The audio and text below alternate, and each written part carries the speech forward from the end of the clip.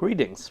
In this video, we're going to continue along with our investigation of propositional logic. In the last video, I introduced you to some of the differences that really characterize propositional logic from categorical logic, and we walked our way through the notation system we need to learn in order to symbolize the connectives or the logical operators that bring together simple statements into more complex or compound statements. So we're going to do a little bit of review of those logical operators before moving on to learn some of the rules that we have to follow in order to construct what is known as a well-formed formula. So in propositional logic, you should be aware that there's kind of a grammar to how we have to write our formulas and a certain set of rules that prescribe the operators for us in a way that is consistent and that allows us to translate more complex parts of the English language into symbolic script.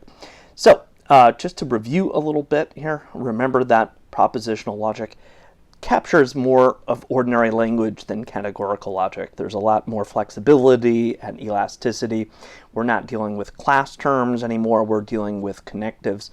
And as we learned last time, those connectives can bring together parts of speech through conjunction, disjunction, negation, and so on. And so there's just a lot more variety and range of meaning that will allow us ultimately to discover the truth value and logical structure of types of arguments than categorical logic ever could. So some of the key elements that constitute the basic grammar of propositional logic, we have statements, and statements are the simplest sort of atomic unit of propositional logic. A statement is just a sentence that doesn't have a connective, right? Doesn't have any need for a logical operator, and so we just use one variable, that is one letter from the alphabet, to represent that statement. We then have connectives, or what more frequently will be referred to as logical operators, and logical operators translate the connectives in the language into a universal and consistent symbol system so that we can formalize the content of statements and compound sentences into this symbolic form. We then have compound statements which bring together at least two statements, and these compound statements can ultimately get very long and complex, but so long as we follow the rules for our logical operators, we can arrive really at a consistent and universal method of formalization. All right, so we'll learn a little bit more about what that method consists in. So let's just review some of our operators, right? We began with negation. Negation is we're already sort of familiar with when we were dealing with immediate inferences in categorical logic. Negation is negativity. It flips the truth value of a statement, and we represent negation with our tilde, our little squiggly line here that is located above the tab key. And the tilde translates words like not and phrases like it is not the case that.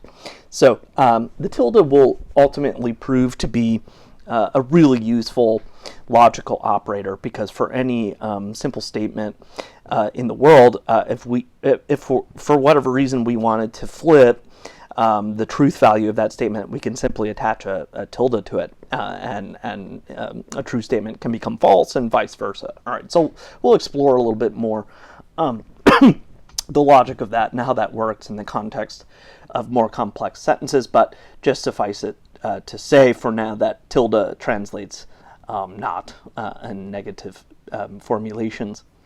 We then had our conjunction, which we use a dot to represent, a dot located sort of in the middle of our cursor. It's not a period exactly, but if you use your symbol function on, if you're using Microsoft Word or PowerPoint, for example, you can find the symbol notation in the Dropbox menu.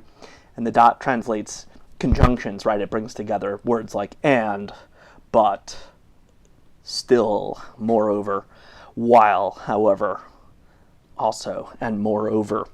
So be aware that the dot, the sense of conjunction, is actually has a very broad application, right? There are a lot of ways that English can join two or more simple statements into a compound statement. So we're going to end up using the dot or the conjunction an awful lot as we start to formalize more complex sentences. So dot translates any connective that has the sense of synthesis or bringing together, right, in the mode of conjunction. We then had our disjunction. Disjunction, we use a wedge or a V. Just the letter V works for typing it in, and the wedge translates any part of the language that seems to have an either or kind of sense to it, or unless otherwise either or. These are disjunctions, right? And remember that for any sentence that includes a connective that is disjunctive, the two parts of speech, the two statements that are brought together, are known as the disjuncts, right? So the wedge will connect together two or more disjuncts to form a complete complex sentence. We then had our conditional. Conditional is very important in propositional logic because it'll have a lot of interesting properties in terms of the truth value, the truth functions of larger deductive arguments. But just remember that the way we are going to symbolize the conditional is with a horseshoe. And again, this is a symbol you can insert on Word through the symbol function.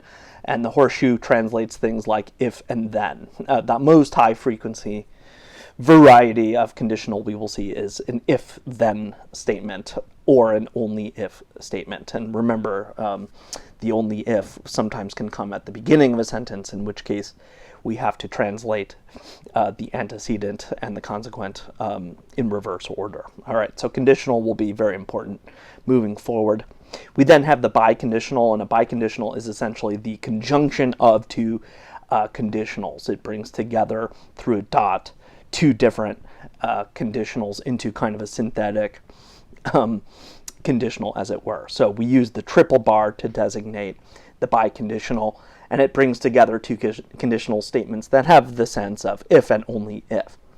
The biconditional, it must be said, is the most rare operator we're going to encounter. It doesn't really come up all that often in our language, but you do have to know it and be able to identify it and to be able to differentiate it from just one conditional moving forward. So try now to, at the very least, become familiar with this set of logical operators. You should start by the end of this week to at least have a pretty good handle on the meaning of these symbols and what they translate in any given complex sentence. All right. We can say nearly any logically coherent sentence with a combination of simple statements and with connectives. So in other words, for any sentence in the world that has a connective, we can translate that sentence into a kind of logical notation. And that is really cool because it allows us to formalize in a way that clears away all of that messy content and brings things down to the bare bones, to the bare logical structure of the sentence in a manner that is really general and really universal and allows us to look for things like validity and the relationship of different arguments to one another. So if I have a statement like this, it is cold outside, and I want to formalize this. Remember, to formalize, we are trying to find a variable, just a simple letter that will stand in as a symbol for the statement. Notice that this sentence doesn't have any connective, it doesn't have a conjunction, it doesn't have any sense of disjunction. So we don't need a logical operator to translate the connective because there is no connective. So we know this is just a simple atomic statement. It requires only one variable to formalize. If we have a sentence like this, however, it is not cold outside. We do see in the sentence this kind of sense of negation in the word not. So not is making it is cold outside a little more complex, but not that much more complex. We now can recognize that there's at least one connective here, namely negation, that requires a logical operator. And we now know that the key logical operator that translates negation is the tilde. So in order to write in formal notation, it is not cold outside, we simply will transform our initial variable into a negated variable.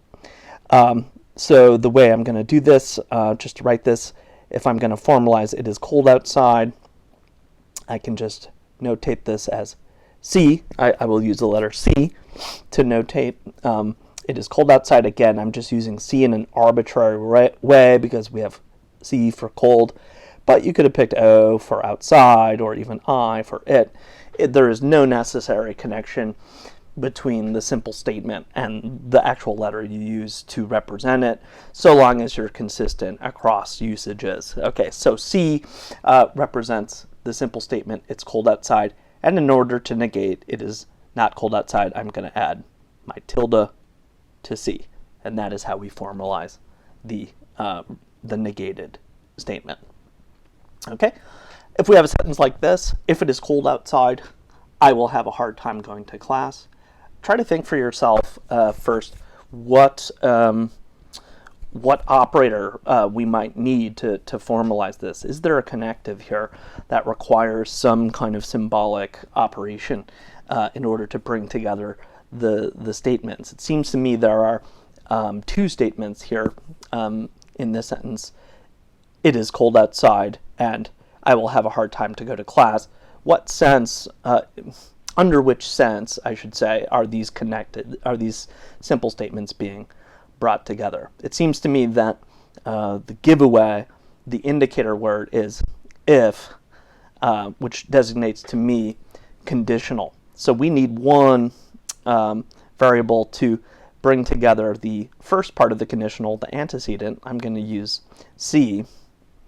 And then for the consequent, the second part of the conditional, I'm going to say H for a hard time going to class.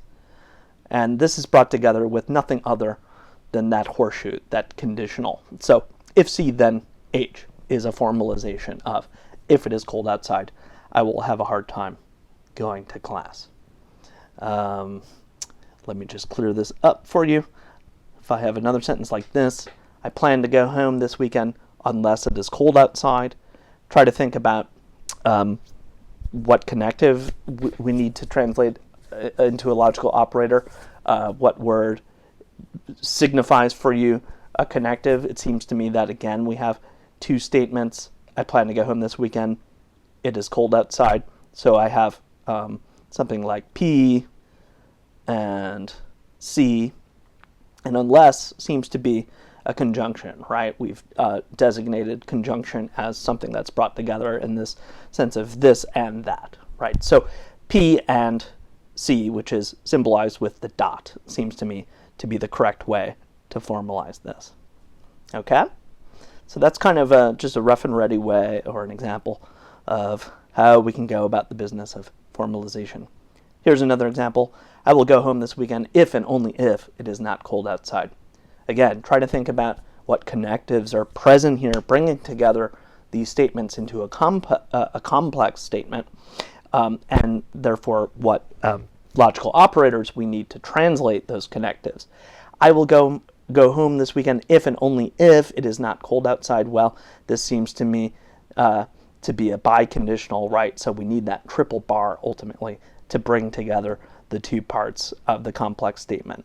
Okay, so remember, triple bar, kind of a funny symbol, designates biconditionality, which is really the conjunction of two conditionals. All right?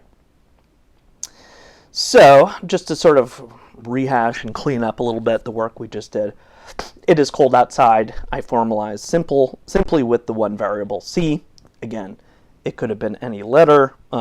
Doesn't matter, totally arbitrary, as long as you sort of see for yourself what letter you're using to represent what, to symbolize what, and if we have two complex, if you have a complex statement with two simple sentences and they both use the same letter, but they're referring to two different statements, you need two different letters, right? We need to be able to differentiate, let's say, conjunct 1 from conjunct 2.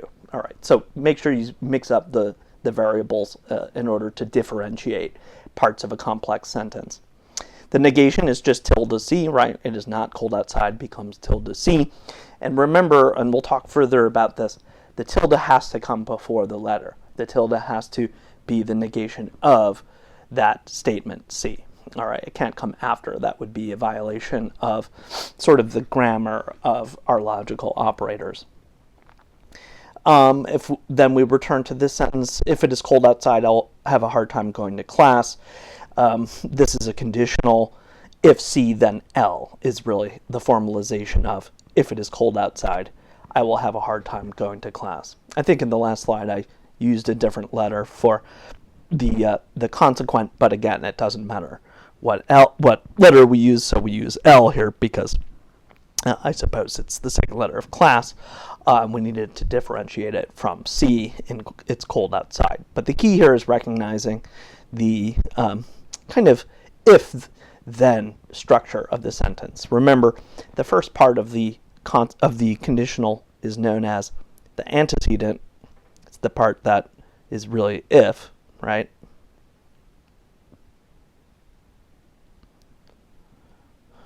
And the part coming after the horseshoe is the consequent. I have a hard time going to class.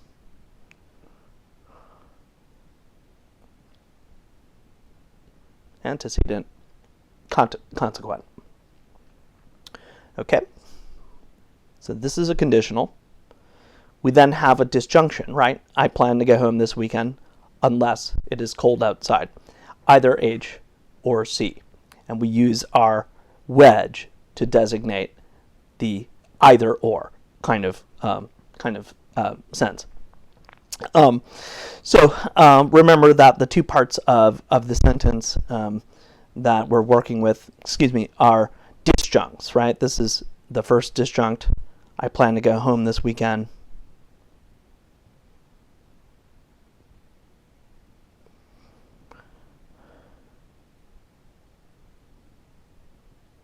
Sorry, my writing is not very good today.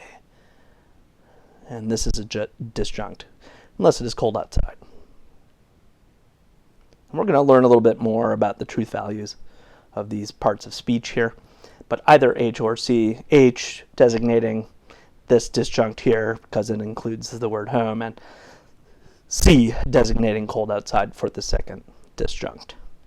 So we brought that complex sentence together into nothing more than the three symbols H, wedge, C.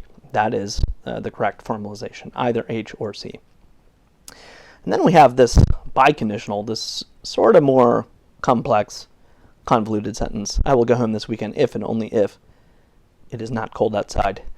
H, triple bar, not C. Remember, we need the tilde because we have a negation of C. It is not cold outside. So the triple bar is this kind of biconditional complex sentence that is conjoining two conditionals into one sort of integrated unit. All right, we use that strange looking triple bar to bring together I will go home this weekend with it is not cold outside. Okay. Let's talk a little bit more about disjunction. There is actually a variety of types of disjunction that propositional logic can possibly use, or really that we use in everyday speech. Everyday language has this distinction between what are known as inclusive and exclusive disjunctions.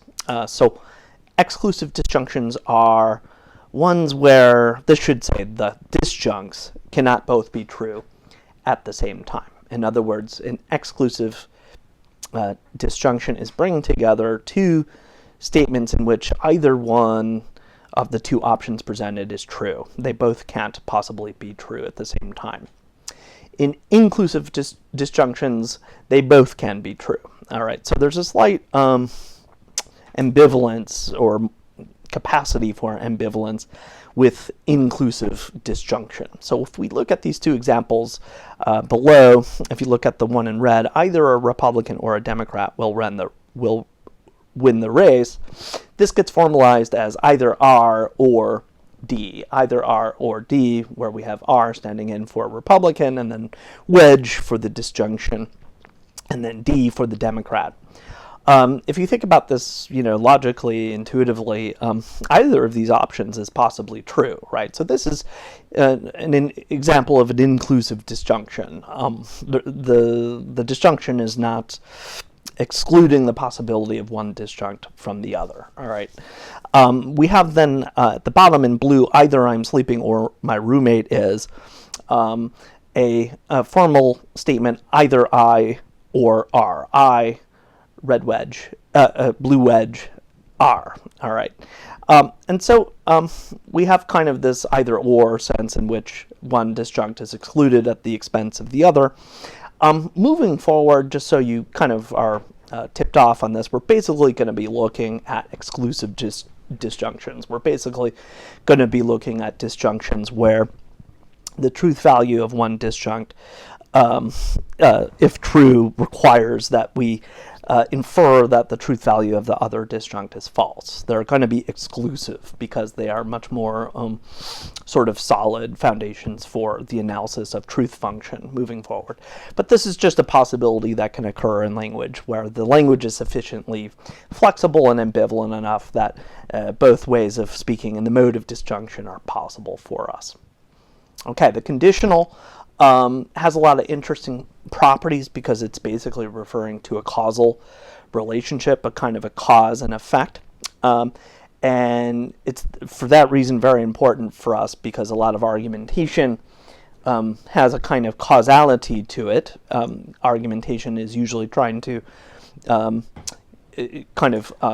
express the likelihood in cases of induction of a true conclusion following from true premises, and in cases of deductive arguments, we have necessarily true conclusions following from true premises, and so therefore the conditional is going to be really a privileged operator for us. So in categorical logic, we weren't really able at all to express causality, right? We were just expressing the sort of relationship of membership of class terms with respect to one another. So we had distribution, and we had quantity, and we had quality, but we didn't have causality. So if we look at a formal statement like this, if A, then B, I'm expressing a kind of cause-effect type of story here, right? A is implicated, as it were, in B. And remember, we're calling the left part of the horseshoe, the part that's really if, the antecedent. The antecedent is the statement that precedes the horseshoe and comes after the word if. So if in a true conditional statement, the antecedent is itself true, the antecedent implies a consequent B. So the B part of the horseshoe is called the consequent, technically, right? We covered this, but just to sort of reiterate, the consequent is the statement after the horseshoe. It is the part coming after then, as it were. So in a true conditional statement, the consequent is necessarily implied by the antecedent. And remember, we're still very much working with our technical definition of validity, which means that true premises necessitate, by definition, a true conclusion. So we're going to be unfolding some of the properties of that causal necessity as we work forward, particularly when we're building truth tables and we are sort of unpacking relationships of causality as they pertain to conditionalities over more complex statements. Okay, well, this is just sort of foregrounding a little bit where the conditional's headed in terms of how we're going to apply it to the analysis of truth function, but just for the sake of where we're at now, make sure you understand the parts of the conditional in terms of A coming before the horseshoe, and A being the antecedent, and B being understood to be the consequent, or what follows necessarily from that antecedent. Now I want to talk about complex statements and how we are to essentially formulate in logical symbolic notation, what could be referred to as grammatically correct sentences. In other words, there are certain rules of thumb that we have to follow in order to write down our formalized complex statements correctly. So the technical term we have to refer to a correct, grammatically correct compound statement is known as a well-formed formula. And I'm going to sort of abbreviate well-formed formula with WWF. So our WWFs you could just briefly think of as grammatically correct propositional statements. All right, they abide correctly by the rules of propositional logic. So there's a couple of rules we have to learn in order to write grammatically correct propositions. The first rule has to do with the placement of the logical operators. And for the operators dot, wedge, horseshoe, and triple bar, those symbols have to go between the two statements that they are bringing together. So with a complex statement, dot, which is conjunction, wedge, which is disjunction, horseshoe, which is conditional, and triple bar, they have to go between the two variables. They cannot be hanging off to the far right or before the variables. So those are operators that are bringing together statements into complex or compound statements by being in the middle of them, as it were. Okay, so here's an example. This is a well-formed formula, and we'll talk a little bit about the idea of a main operator, which designates the most important logical operator in any given complex statement. You'll notice in parentheses I have a disjunction, either P or Q, and we have that disjunction, that wedge, in between the P and the Q, and that is correct. If a disjunction is bringing together two simple statements, it has to be between or in the middle of the P and the Q. I can't have the wedge over to the side of Q here. That would lose all logical meaning. And really what is going on here is that this horseshoe is bringing together this whole statement, either P or Q, and not R, into a compound statement. And this conditional is being placed in between statement 1 and statement 2, not R. So this horseshoe is known as the main operator, and it is correctly placed in between the two parts of speech that it is bringing together in the aspect of a conditional. So this is a well-formed formula. If, however, the conditional were over to the right of the R, it would not be a well-formed formula. It would not be grammatical. So what this sentence really reads is if either P or Q, then not R. Again, if either P or Q, then not R. That is really a correct reading of this well-formed formula. All right, so just try to jot this example down for yourself and at least become a little bit more acquainted with the idea of the placement of these logical operators. We have operators between P and Q and an operator between the larger unit in parentheses, either P or Q and not R. All right, here's another example. We have to the left a statement set off in parenthesis, and then to the right side of the wedge, another statement set off in parenthesis. We'll talk a little bit more about how to use the parentheses, but notice that the first statement is a conjunction, right? I have conjunction that is bringing together S and P, and then I have another conjunction in this set of parentheses, Q and S. So this is a conjunction. And then I have this wedge outside of the parenthesis, so it's a disjunction.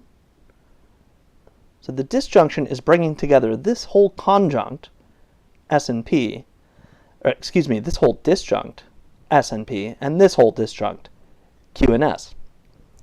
So this is a well-formed formula because in every instance, dot is in between two variables, and this disjunct, we have a dot between these two variables.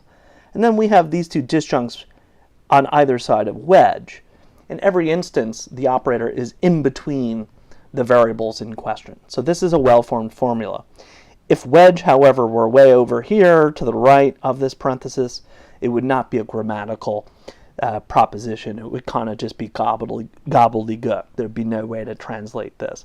So this sentence really says either both S and P or both Q and S.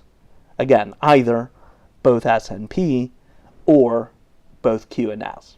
So this is a well-formed formula. It abides by all of the rules that we need for a propositional statement or a complex statement to in terms of the placement of the operators. Okay. These are some examples in red of not well-formed formulas that are breaking some rule of the grammar. If you'll notice, in the first example, I have dot P. Well, how could we possibly translate dot P? We know that dot is conjunction. So conjunction has to be bringing together two conjuncts, right? It has to be bringing together two simple statements into a kind of an and type of sentence. You can't really just grammatically say and P. It doesn't seem to refer anything. However, if we had another variable to the left of the conjunct like Q, this would be fine. This would check out. This would read something like both Q and P. And this would presumably refer to two different simple statements in the aspect of conjunction. So that would check out. But as it stands, simply saying dot P is not a well-formed formula. If you go over here to this example, I see PQ wedge. Again, this makes no sense. We know that disjunction, or that wedge, represents disjunction. And if we have disjunction over to the right of two simple variables, it doesn't seem to clearly refer in any way to what is being brought together as an either or, right? Remember, disjunction refers to either or sentences. So it makes no sense to say PQ either or, right? That kind of doesn't refer to anything in the language. However, if we had that wedge in between P and Q, things would be fine. Either P or Q is a well-formed formula. So all we would need to see is that wedge in between two variables or two disjuncts. But as it stands, PQ wedge is not a well-formed formula. Okay, if we move over here, I see horseshoe P. Again, we know that a conditional is an if-then sentence. And so to simply say then P doesn't really make any sense. There doesn't seem to be any of that causal connection stuff that we talked about. So this is not a well-formed formula. If, however, I had an antecedent to bring together with P, if Q then P, then this would be a well-formed formula. I would have that causal connection between the first part of the horseshoe and the second. So for conditionals, you will always see an antecedent and a consequent for well-formed formulas. However, simply stating horseshoe P or then P is not well formed. Moving over to our last example, PQ triple bar. We have, as we know, triple bar standing in for the biconditional. The biconditional requires, again, placement between two variables, if and only if, right? So it makes no sense to say PQ if and only if. However, if we had that triple bar between two variables, PQ, this would say if and only if, P if and only if Q. And that would be a well-formed formula. That would check out. So all of this to say that for the dot, wedge, horseshoe, and triple bar, you need those operators between two statements, right? And those two statements are kind of held together in a grammatical way by the connective, by the operator. All right, so that's the first rule. Our second rule has to do with the tilde, with the negation. The tilde is a little different in terms of the arrangement of the symbol than our other operators, in that it has to go in front of the variable it wants to negate, or it's meant to negate. So that tilde has to go just to the left of the variable. So if we look at a few examples here, if we look at our first example, this sentence here, the main operator, and I'll talk about main operators, is our horseshoe. This sentence reads, if either not P or Q, then not R. And notice that this tilde is really a negation of this entire statement in parentheses, all right? And we'll talk a little bit more about how that works and what the logical sense of it is, but that tilde is coming before the part of the statement, the antecedent of the conditional that it is negating. This tilde, similarly, is coming before the are. This says not are. If this tilde were to come after are, if it were to say are not, this would not be a well-formed formula. That part of speech would not make any sense. Again, if we look over here, this is a sentence that is a pretty complex one with a wedge. So we have two disjuncts here. This is really my first disjunct in parentheses, both S and P. So I'm just going to say disjunct 1. And over here I have my second disjunct, both not Q and S, in parentheses. This negation here is really a negation of this entire phrase. And then this negation is just a negation of Q. In both cases, those negations, those tildes, are coming before the statement that they are negating, not after. So you will never see in a well-formed formula a negation, a tilde, off to the right of the phrase, because there's then nothing it is negating, right? So that is a very kind of quick way of memorizing and really becoming habituated to how to use the tilde. The tilde always has to come to the left of the phrase. It's negating in this notation. Okay? So let's look at some not well-formed formulas, some examples that break our rule. If you look at the first example, we have what appears to be P not. And if you just think about it, this can't possibly make sense, really. To say P not means that there's a simple statement P, could be any sentence, the president is Donald Trump, and then I negate that. The president is Donald Trump not. That can't possibly be a sensible sentence. However, if we had our tilde before P, I could say it is not the case that Donald Trump is the president, which may or may not be false, but at least it has a kind of grammar to it, right? So we need to have that tilde to the left of P.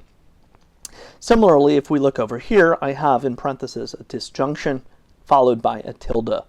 So this sentence says either P or Q not.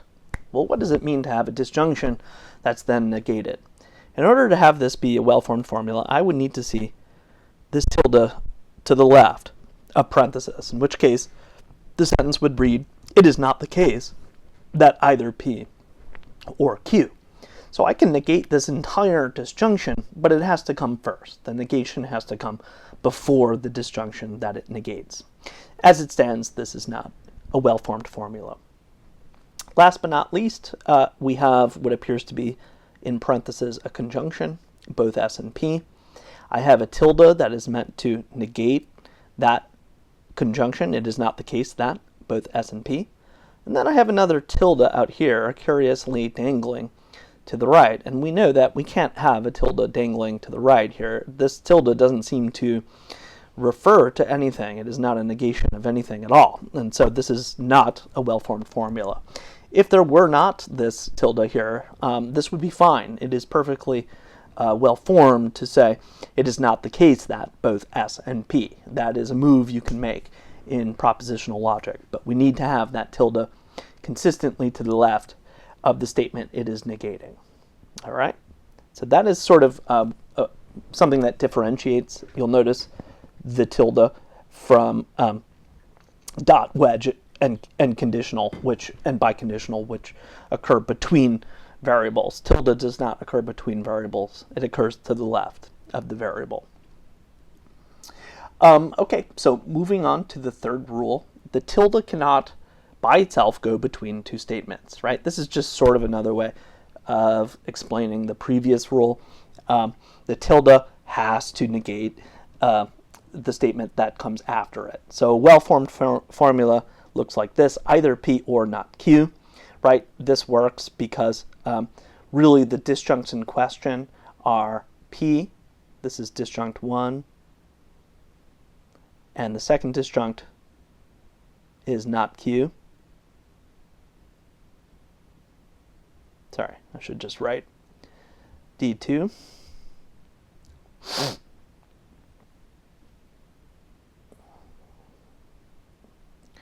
So it's really all about this wedge that is bringing together these two statements. And this tilde works because it's just the negation of Q. If, however, I had a Q over here to the right, it would no longer be a well-formed formula. It wouldn't be legible, right? You couldn't really understand what the tilde was a negation of. But in this instance, we know that that disjunct Q is the thing that is being negated. This is not a well-formed formula. Whoop. Let me back up here. P not Q. It makes no sense to say P not Q because we don't really have a clear sense of the relationship of P to not Q. We need a little bit more structure here in order to arrange P not Q. Are we saying both P and not Q? Are we saying either P or not Q? Are we saying if P then not Q? We need at least another operator here to, in a less ambiguous way, formalize the two variables. So if I saw something like this, if P then not Q, that would be well formed. I could have P functioning as an antecedent and not Q functioning as a consequent. Or I could see a disjunction, either P or not Q. That would be well formed. But there's just too much ambiguity for this to be a well-formed formula. And so we need a little bit extra notation to clarify what that complex sentence is referring to. Okay, so we'll talk a little bit more about how to clean up ambiguity in complex sentences and how to eliminate sort of the noise from some of these propositional statements, and mostly the way in which that's done is through parentheses and brackets, which is just going to take a little time to get used to here. So rule 4, this brings us into the business of parentheses and brackets. Parentheses, brackets, and braces are required in order to eliminate ambiguity in any complex statement. So you maybe already noticed that we're using some parentheses in more complex statements. That's a way of sort of clearly organizing the parts of a complex statement in order to differentiate the placement of the operators. So if we look at just a few examples here, if you look at the first one to the left, if I have a statement either P or both Q and R, I need these parentheses here to sort of clearly indicate that this whole part of the complex statement is the second disjunct, right? I have my first disjunct here with P, but this whole thing is a disjunct.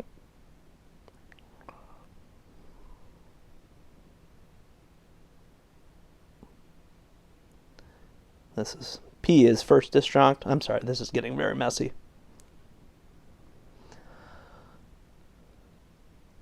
So really it's wedge that is completing, as it were, the disjunction. P is being brought together under wedge with this whole disjunct. And so I'm using parentheses to sort of offset this conjunction into an integrated disjunction. So this reads either P or both Q and R. And so without the parentheses, it would be impossible to really understand what the disjunctions in question are here. It would kind of be gobbledygook. It would read either P, Q, and R. And that doesn't really give us a clear grammatical structure upon which to understand that P is the first disjunct and both Q and R is the second disjunct as a unit, right? So parenthesis is bringing together this conjunction as a unit, which itself is the second disjunct of this complex statement. Okay, let's look over here to the right. This is a more complex statement because it has both parentheses and brackets or braces, right? And so this one takes a little bit of work to decipher. What stands out to me is that there's a tilde here. And what this tilde is doing is it's negating everything that follows it. This entire statement is being negated to the right of it. So we know that whatever this says, it is not the case that, right? So whatever is going on here, it is being flipped as though it were a light switch by this negation. Now, we need braces and parentheses to differentiate the parts of this complex statement in terms that allow us to see that the kind of most important operator within the brackets is the conjunction, right? To the left, I have a conjunct, and to the right of dot, I have a conjunct.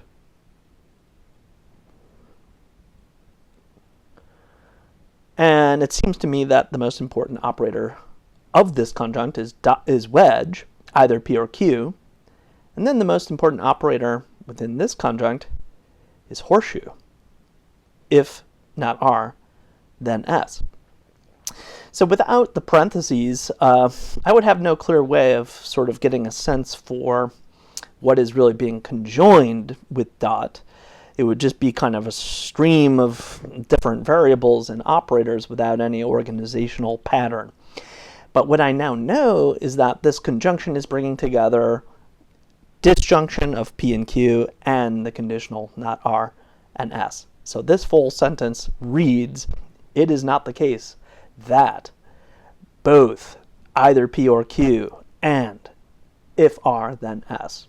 Again, this whole sentence reads, it is not the case that both either P or Q and if not R then S.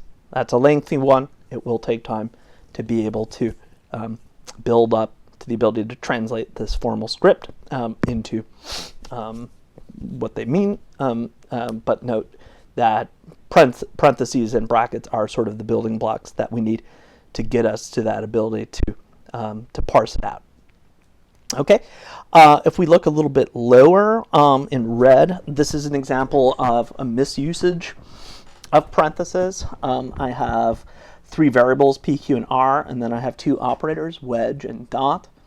The placement of this parenthesis around dot R is incorrect because it is no longer clear what the second disjunct is, right? The first disjunct is clearly P, but we now have to the right of wedge a Q, a dot, and an R. And it's unclear if this conjunction is being meant to be brought together as the entire disjunct that wedge is integrating with P. Is it just R that is meant to be set off by Q? It doesn't seem to correspond to any clear grammatical structure. If, however, I were to have the parentheses around Q and no parentheses here, that would be a well-formed formula. That would say either P or both Q and R. That would be a proper usage of the parentheses. So you will never see in a well-formed formula a parenthesis that just brings together a dangling dot and then a variable. It will always integrate a well-formed connective, in which case the dot has to be between two simple statements. Again, a lot of this stuff just takes practice and familiarity. This is a lot of information up front, and it's particularly hard to just sort of look at it and understand it right away intuitively. I think the sort of the proof of it, or rather the means to acquiring the skill, is just to start writing these and translating sentences from ordinary English into this notation device. But I just wanted you to start to become familiar with the rules of the road, as it were, as we start to acquire that skill set. So let's just practice a little bit here. If I give you an example problem that looks like this, this reads, if either S or both Q and not P, then not R. And then I have an example like this. It is not the case that either if S then R or both Q and P. And C says both R and either not S or P. And then D says both P not and either not S or if R then Q. try to determine here whether or not A, B, C, and D are well formed or not. So just go through each one of these and jot down for yourself whether or not A is a well-formed formula, whether or not B you think is a well-formed formula, C, and D.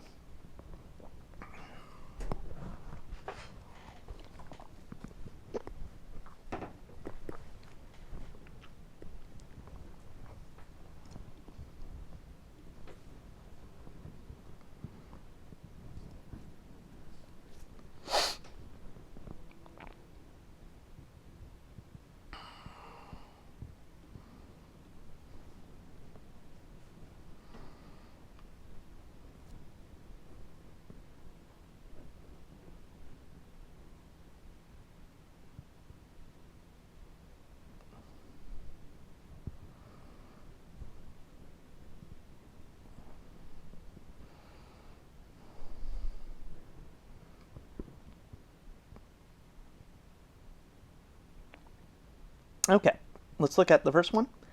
A is, in fact, a well-formed formula.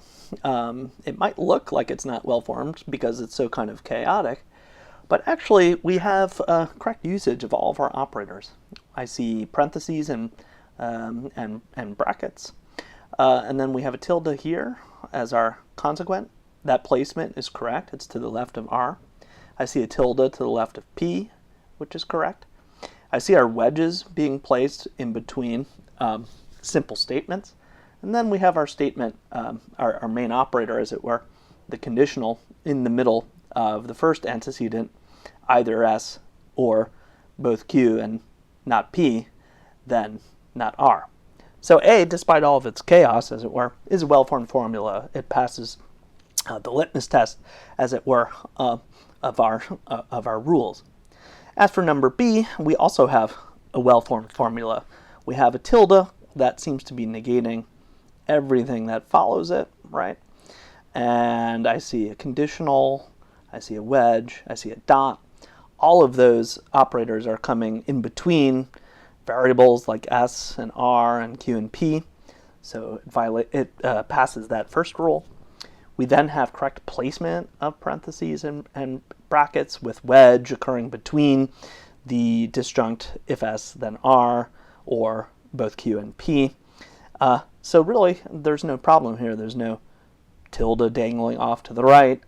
And really the way to read this sentence in full is it is not the case that either if S then R or both Q and P.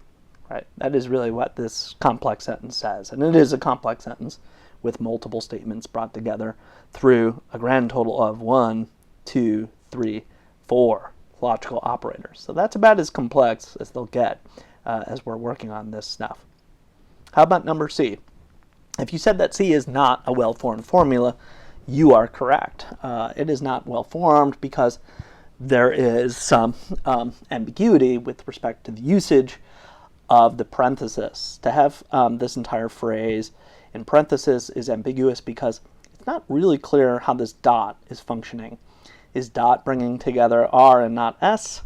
Is dot bringing together R and either S, not S, and P? It doesn't seem to have much clarity as a conjunction. If, however, we had parentheses around not S, wedge P, this would be a well-formed formula. And if we got rid of this parentheses, this would read both R and either not S or P. That is actually would become a well-formed formula. But as it stands, there's just too much ambiguity with this parenthesis usage. How about number D?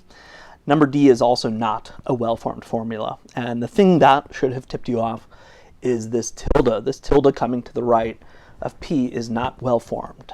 We cannot have those tildes dangling off to the right of our variables. We need them coming before our simple statement P. If that tilde were there instead of here, this then would work. This would read both it is not the case that P and either not S or if R then Q. That would be an accurate and well-formed formula, but this is a misusage of the tilde. Okay, I know that is a lot, so please review before moving on.